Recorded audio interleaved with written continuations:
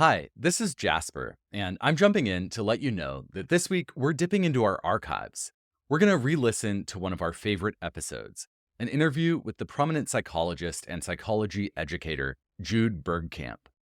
In this interview with guest host Mair Allen, they get to the heart of some of the systems of power that have long underpinned the profession of psychology.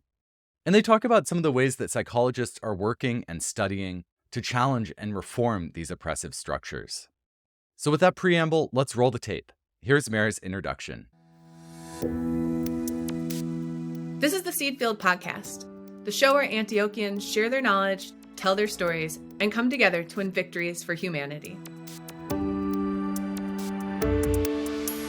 I'm your guest host, Mair Allen, and today we're joined by Jude Bergkamp for a conversation about how the mental health field can incorporate a social justice framework. Let me introduce why this is important. A good place to start is just to remember that the field of psychology is built on foundations that have been used to uphold white, patriarchal, colonial systems of power. In the past, psychologists have used the field to essentialize race, explain away its violences, and this has led to the forced hospitalization of women and the LGBTQ community. The standard model of diagnosis, the DSM, only removed homosexuality as a disease in 1973. This is a personal issue for me because, as a queer person, if I had been born only a few decades earlier, I could have been institutionalized for not fitting into white models of correct femininity, and I put that in quotes. But this power isn't relegated to the distant past. Last month, the mayor of New York gave the police power to hospitalize people without their consent based on their perceived mental health. With calls from the American Psychological Association for more social justice integrated into the field, professors and practitioners are facing a critical moment of defining what that means and what its implementation could look like. Which is why I'm so excited to talk with Jude Bergkamp today. Dr. Bergkamp is the chair and a core faculty member of the clinical psychology department at Antioch Seattle campus, and clinical faculty in the Department of Psychiatry and Behavioral Sciences at the University of Washington. He has a private practice and has worked as a forensic evaluator for the Washington State Department of Corrections. He was recently selected to serve on the influential Competencies Taskforce of the American Psychological Association, helping to determine the curricula of psychology programs across the country. And here at Antioch, he has led the charge in revamping the curriculum of our Doctor of Psychology program, and he recently published a scholarly paper describing the process, with the hopes of inspiring and supporting other programs in similar integrations. So, welcome, Jude, to the Seed Field Podcast. Thank you, Mair. Thank you.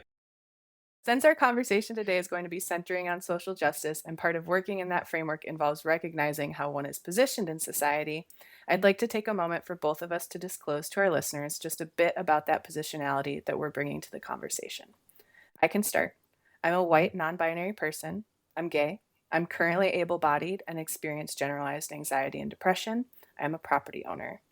Jude, as much as you're comfortable, could you tell us a little bit about where you are coming from in the conversation?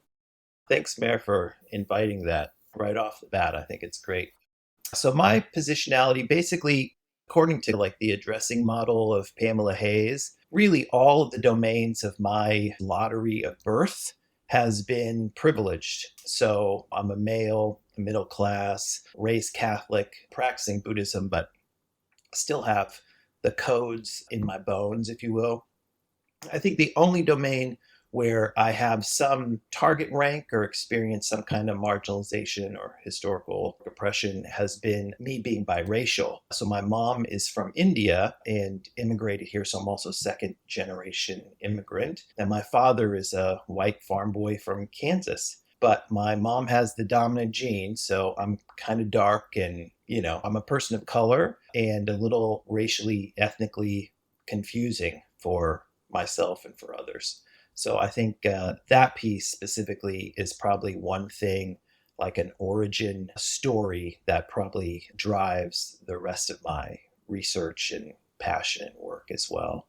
I was raised in Kansas and live up here in Washington and have the legacy of colonization and genocide and atrocities that come with living here. And I'm a property owner as well. Yeah, I'm also a Midwestern Catholic. Well, I'm not Catholic anymore, but in the bones is a good way to put it. I'm excited to talk to you today about mental health and the idea that it needs to change in pretty foundational ways. But also there is this idea that when you're training as a clinician, like part of it is discovering these things about yourself. What has your own process of self-study looked like?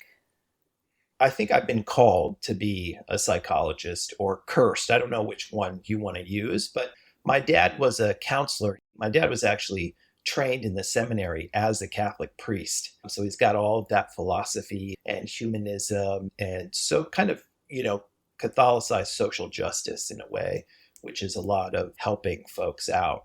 On the bookshelves would be like Jung's Man and His Symbols and Freud's interpretation of dreams. And I would read those when I was really young and we would chat about them all the time. And so I've always been kind of called to psychology.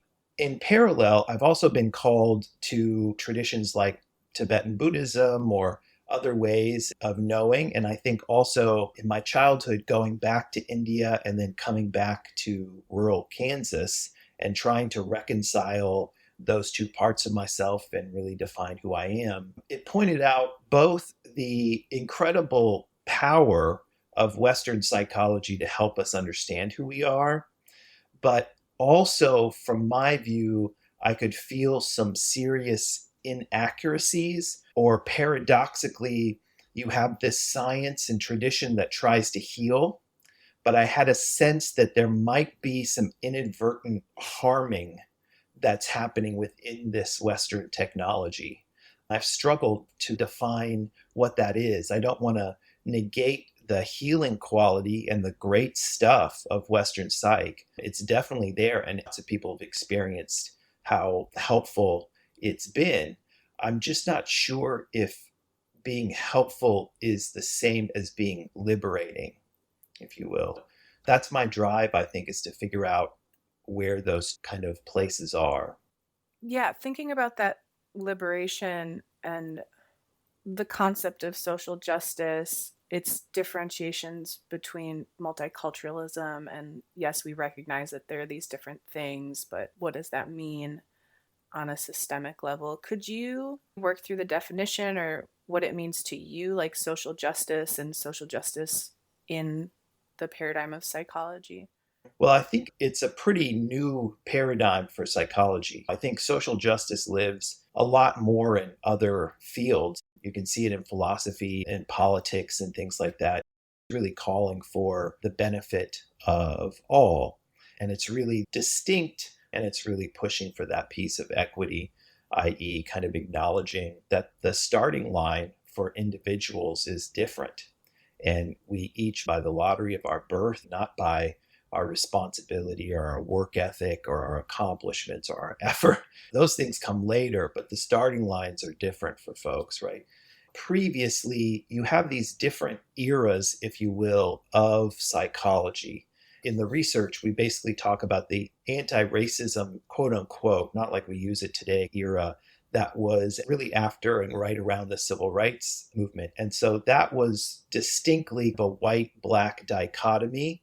And the idea there was really that we need to change individuals' minds and attitudes about folks who are different than us. And so during that time, you get seminal research coming out like the Clark studies with the little dolls and the kids constantly, whether they're kids of color or white kids, they're attributing positive attributes to the white doll. I think that most of psychology, both at the master's and doctoral level, are stuck in what we'd call like the multicultural era of psych.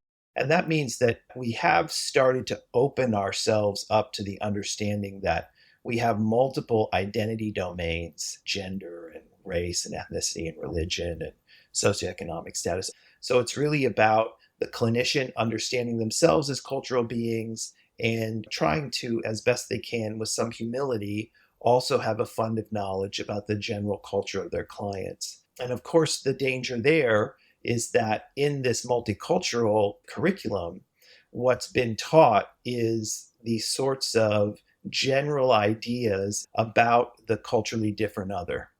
So you're going to get chapters on Asian Americans or African Americans or Native Americans, things like that. And it boils down into, do they like eye contact, or are they really big in family, and what kind of food do they like in music, and how can you relate, that kind of thing. But the social justice era or wave has caused that model to get not particularly relevant, if you will, for today's culture and today's critical consciousness. And so social justice is really about, yes, there is that clinical dyad, and yes, the clinician and the client, quote unquote, or even you and I, we are both cultural beings. But I think that word culture is conveniently used as a bypassing effort to not really understand that you and I are contextualized within a more societal, institutional, systemic, and historic context. Our tradition has been to focus on the individual. If you analyze the narrative of, let's say, our diagnostic manual, it's almost all about how these problems originated and developed within us as individuals, which comes with a sense of shame and deficit and blame. And so I think what our field is grappling with is, have we been pathologizing an inevitable etiology of suffering, which is the contemporary forms of oppression and power and privilege that we all live within, and have somehow unconsciously and possibly somewhat consciously and complacently agreed to not talk about. And that comes with how psychology has been mechanized within a colonial kind of mindset and tradition. But instead, to realize that the etiology of our human suffering is really around the history of the land that we live on and the mechanisms of the way that we gain livelihood, and all of the categorizations and measurements and casteisms that we use when we interact with each other to determine who gets what, who gets treated what way. I mean, all of those things that you mentioned in your introduction. So I'm thinking about being a student, being a learner, being a teacher, and I'm thinking about holding all of that and discovering all of that and being in a classroom setting, being in an institution where there are already imbalances of power too, and how people will end up having to hold those things so differently. And that's something that came up in your paper too, is how students have to grapple with that. And I think you called it reconciliation. And so I'm wondering if you can speak a little to how you see it coming up or how you see it being incorporated. I would say I'm fumbling. And I say that to everybody. Like, we're all fumbling in the training of clinicians right now, because we have had some good waves of critical consciousness crash over our professional organizations, if you will. The American Psychological Association, they recently released an apology on racism and how psychology has been instrumentalized and operationalized from its founding within that kind of oppressive norm. And they also put out this historical chronology of how racism was concretized throughout our field. And so I think those are great things. And lots of articles are coming out, similar to mine recently, about a call for social responsiveness, or a move from just that multicultural stuff that we've had forever to something else. But what is that something else?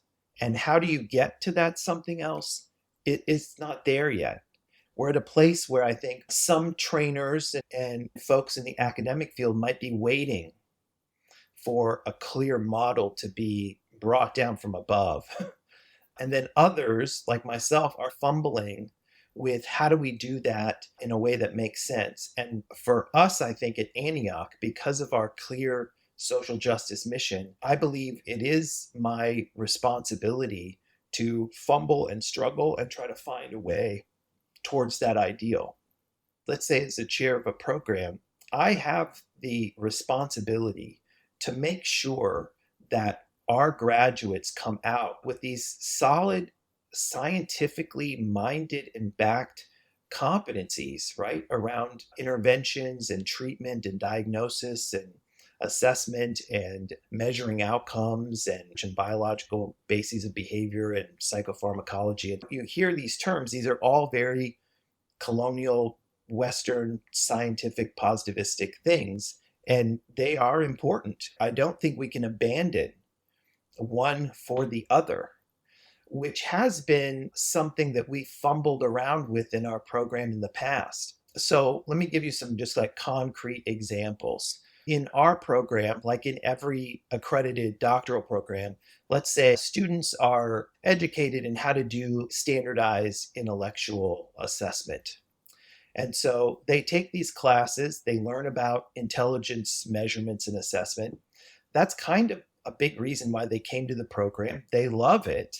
And they love to go home and kind of see how smart their partners are and friends and, all kinds of other craziness happens. And it does have a lot of power to assist and help other people. And our students then in parallel learn about the truly eugenic nature of those tests and how those tests have been used to funnel and filter people out into who gets resource, who doesn't get resource. And so this powerful potential tool that has lots of implications for help and opening doors and accommodations also have this legacy and this potentiality of real harmfulness, and it's been used, I think, as a mechanism, as an instrument of kind of a colonial structure of resource allotment. If we emphasize one over the other, then what happens is our students will go, that stuff is dirty and terrible, and I don't want to have anything to do with intellectual assessment at all. I'm not doing it. So then they go to their practicum or their internship, they need to do this, and then they say, on ideals of social justice, I'm not engaging in any of that. I'm like, well, I don't know. I don't know if that's going to work. I mean, I can appreciate that to a certain extent, but actually, in a way, is that a bypassing of the conundrum in itself? And is that really helping to try to reconcile this? And so what we challenge our students to do is to really hold these two polarizations at the same time.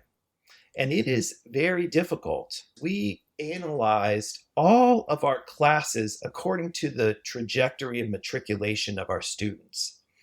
And we took a look at the syllabi and picked out what were the kind of cultural, multicultural diversity, social justice, social responsiveness components of our classes and determined when did they happen across the developmental trajectory and which of them were disruptive in nature, meaning kind of triggering or encouraging critical consciousness of the student, their own positionality, the history of psychology, the history of the legacy of oppression in diagnosis, let's say, or assessment, or these sorts of things. And then which components were helping to reconcile, which components were offering our students models of how can you participate in something that has such a legacy of harm while still trying to maximize the potential of benefit. And there's not those models out there right now because it's new. But what we learned was we had a lot of disrupting components early on, and we didn't have a lot of reconciling components to help students congeal and integrate. And so what we had was a bunch of students who naturally were confused because we were kind of confused, right? And so I think we've been able to identify that, and we're tightening things up quite a bit to measure, if you will, how much disruption should we do and when do we reconcile, and have a balance and an iterative process between these two factors all through the curriculum. I'm thinking of my last two therapists, and both of them were so reticent to diagnose and really were open about their discomfort in that, and very open about the fact that my insurance would not cover it if they weren't providing a diagnosis. And it seems like as large communities across the United States, especially Eurocentric white communities, are like, oh, this is bad. There's like a personal tension in that as well. And I think a lot of people who do good things, right, do good work, are understanding the ways that the systems complicate that good work in a way, quote unquote, that they might not have understood. So I'm wondering about what foundational materials do you think you need, or like what kind of foundational changes? There is a big clear move, and we're doing this in our program too, of constantly auditing our syllabi and making sure we're bringing in voices that offer a more critical perspective of things, and really to just assist our students and our graduates in that habit of critical consciousness and a critique of what's the system, how am I participating, what's the outcome, what's the impact. What's the impact not only of my clients, but what's the impact on me? How much am I feeling like I'm selling out my soul just to make sure insurance covers or something? While on the flip side, what does it mean if I just opt out of all insurance and only take private pay? And then I'm not reaching folks who really need me in a lot of ways, right? And so that dilemma is real. And we look for easy answers. We want to look for somebody to tell us how to opt out in an ethical way.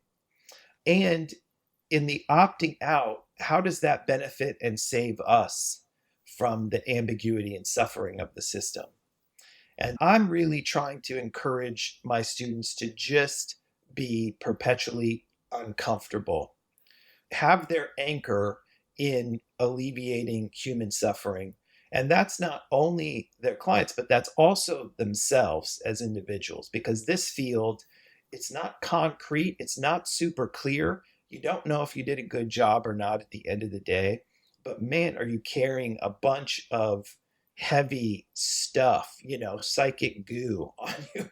And you don't want to participate in a system that further kind of colonizes and kind of oppresses you. And so I'm specifically concerned with our clinicians of color and our clinicians who have a lot of what we call like target ranks or places of marginalization, because in the research we've done, we've got some articles coming out. It really replicates a kind of oppression that occurs not only through the microaggressions in the session, but just about their place and validity or veracity in the field.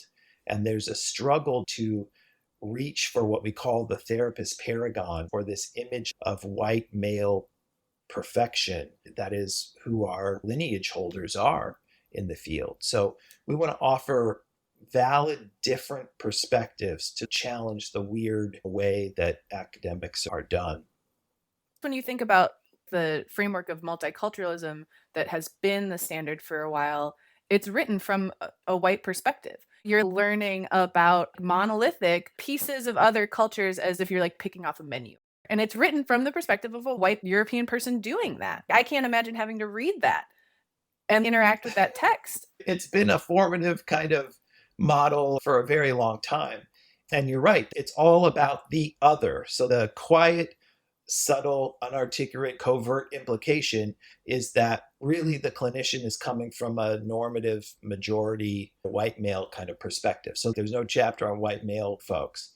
There's no chapter on the privileged folks. So yeah, in my classes, what is somewhat disconcerting is that I basically flip that and say, in these classes, we're not going to be looking at the other. That can come later. You can build that fund of knowledge. But if you build that fund of knowledge without a foundation of understanding your own positionality, your own history, your own internal colonial mindset, then you're going to consume that knowledge in a way that just replicates the harm.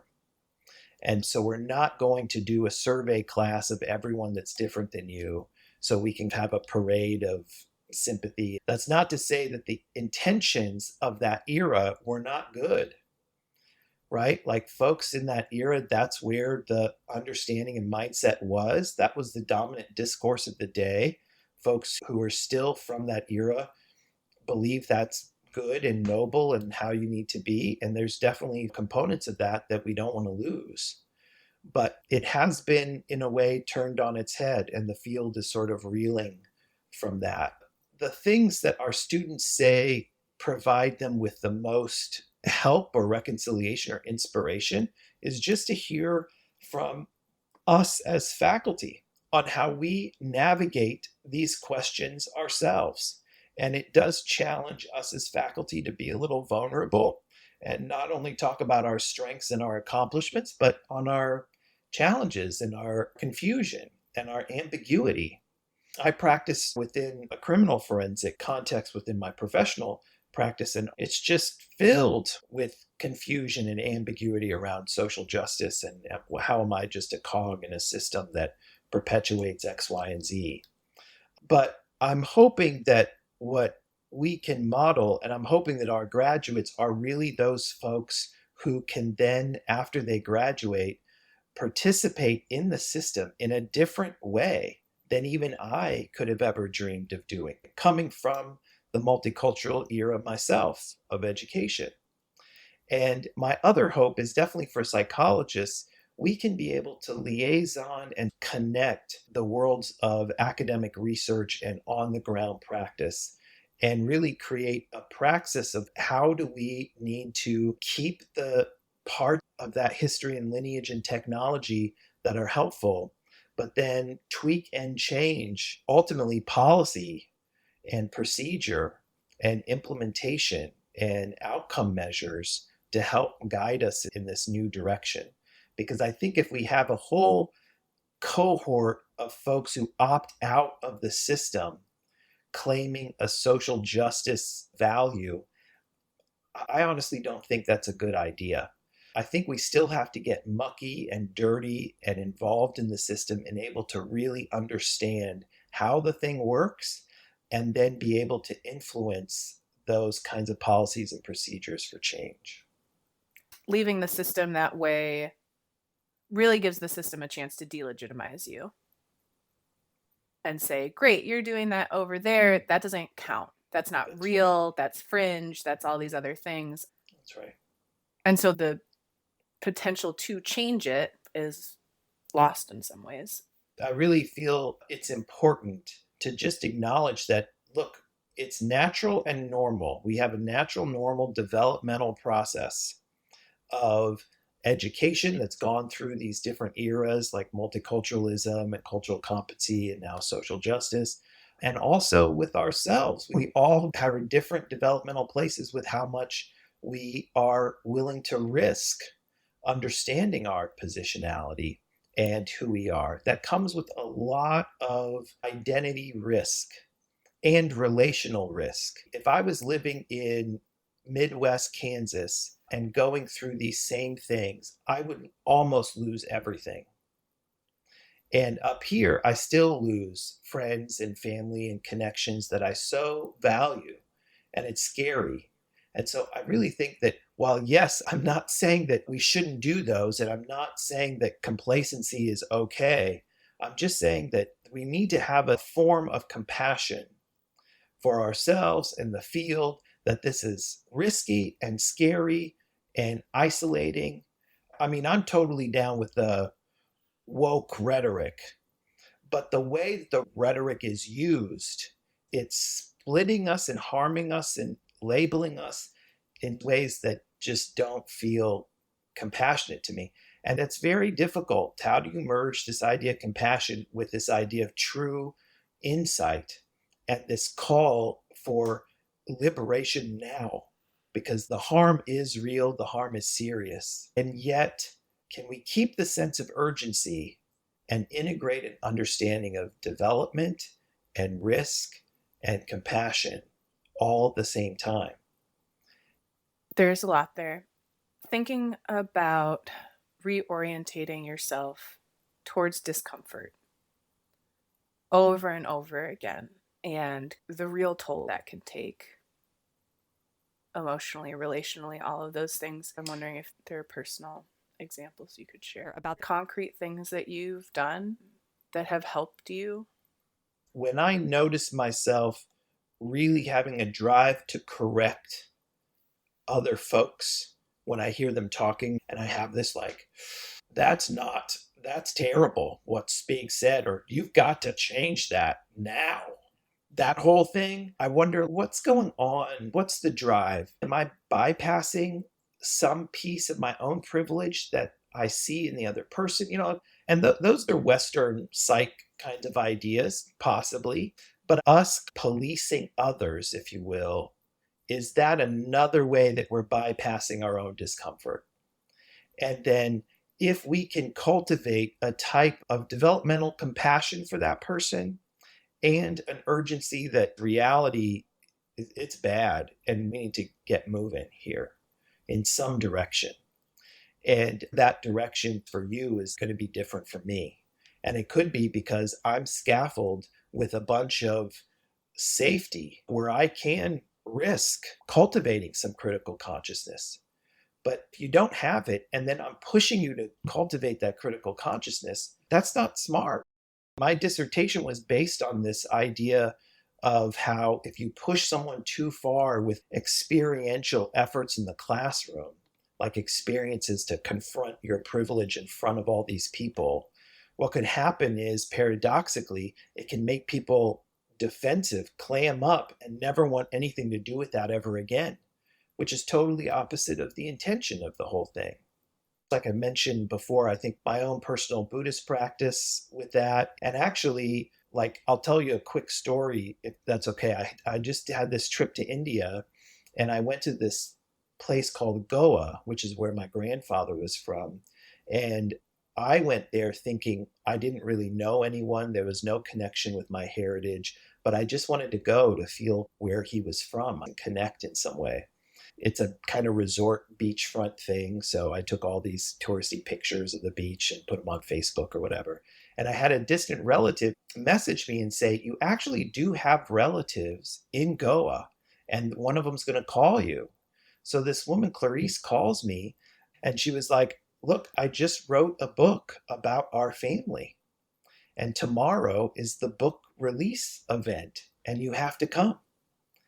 And the next day I'm sitting here with her in the front and this beautiful giant book about my family. And she's telling me all about my heritage and the history of how Goa was colonized by the Portuguese for 400 years. And then when the British and Portuguese then colonized Africa, my grandfather's family went there to run the government over there, basically. And then how, when the Portuguese and British left, they left this vacuum of danger and animosity. And so then the African folks were wanting the Goan folks to get the heck out. So they went back to Goa. They left 200 years ago. They don't know this place worth anything. And so my grandfather was like in his childhood years. And so he gets back to Goa and realizes he's kind of homeless and placeless. And it's this dynamic. And then later on, he met my grandmother. They lived in Rawalpindi. And then the partition happened in 49, which was like one of the most bloody, terrible, massive dislocations in 20th century history. And then he had to kind of flee again. And I keep thinking about how much does that experience of displacement and homelessness and whatever the impacts are on who he was, how much does that get in my bones and in my cells? How much did that impact my mother? And then how much does that impact me? Of course, we don't talk about that in our family because it's the issue of assimilation survival. But to think that I'm in a Western psych frame, like a blank slate when I was born, and I'm somehow free of all these impacts of colonization and history and oppression or whatever, whether my legacy was on the quote unquote victim side or the quote unquote perpetrator side, I don't honestly think it matters much. We've all got it in us. We all share the same colonial ground in a way. And I do believe that lives on with me. And if I didn't have that experience, I really wouldn't understand it. Like, even since I've been back and I'm having interactions with my family, I'm wondering, is that reaction a Jude reaction? According to the little, like, just a little me that Western Psych says is true? Or is that like a kind of intergenerational, transmitted, almost karmic-y, crazy reaction, epigenetic reaction that's in my bones? And then if I didn't allow to see that legacy passed down to me, how would I have attributed and explained that? And probably blamed it on the other person. So those are examples that I just wrestle with myself, and I try to share with my students as much as I can. We haven't really delved into concretely how psychology is a colonial force, but that story too shows how it can be a force of self-colonization, like a colonizing of the self as an individual outside of those circles. Yep. I cry all the time. It made me cry. I mean, that's what therapy did to me. It made me cry all the time. Yeah. I think ultimately I've been crying too about that. Same thing for myself. And I have a sense these are tears of liberation. It's not tears of, oh, I'm sad, or, I am sad, and there is grieving involved. But the grieving is, how much did I colonize myself through my almost 50 years because I didn't know and allow myself to know these things, and really kept myself constrained within a Western Psych kind of model. And other folks, even like His Holiness the Dalai Lama, when he talks about this idea of spiritual bypassing, when folks from the West go to Eastern traditions to try to heal themselves, he goes like, whoa, look, you guys, your kind of psychological wounds and harm, I don't know if we get it. So I don't know if we've got the stuff for you over here to help you get through that. So he actually says it might be good if you use your Western technologies to deal with your Western wounds.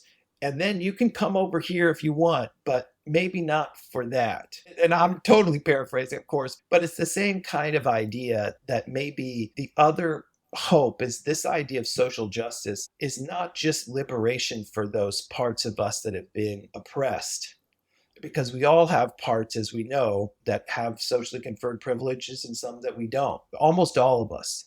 And so this work is really about a kind of psychological liberation when we let some air in, some reality in, not only from history, but from all of these forms of contemporary colonization that are mechanized within our own minds, as Fanon or Foucault and tons of others that were marginalized forever would say. Like, it could be that your mind is not your own. And that can be really disorienting. But I think if we rest into it and to give this idea of both, we need to be compassionate to ourselves and willing to be uncomfortable in ourselves, it can be truly liberating in a way that's beyond what we've known before. Thank you so much, Jude, for your time. And it was enlightening and a delight. And I'm so proud and happy that I had the chance to have a conversation with you. Mair, it was a lot of fun for me as well. Thank you for letting me get on my soapbox a little bit and yap so much. I really appreciate it. But I think I also experienced a type of just interpersonal liberation from our discussion when we disclose about ourselves and put a foundation of positionality on it, and then just kind of be personal and real with one another. I think it's a gift. Me too, and an opportunity that is rare, but I hope becomes less and less rare. Absolutely. If you want to learn more about Dr. Bergkamp's work integrating social justice into the Doctor of Psychology program, we have a link to a scholarly paper in our show notes. We'll also put a link to more information about that program. And we'll include a link to our Common Thread article on Jude being appointed to the Competencies Taskforce of the APA. We post these show notes on our website, theseedfield.org, where you'll also find full episode transcripts, prior episodes, and more. The Seedfield podcast is produced by Antioch University. Our editor is Johanna Case. I'm your host, Mair Allen. The Seedfield's regular host is Jasper Nighthawk. Our digital designer is Mira Mead. Jen Mott is our web content coordinator.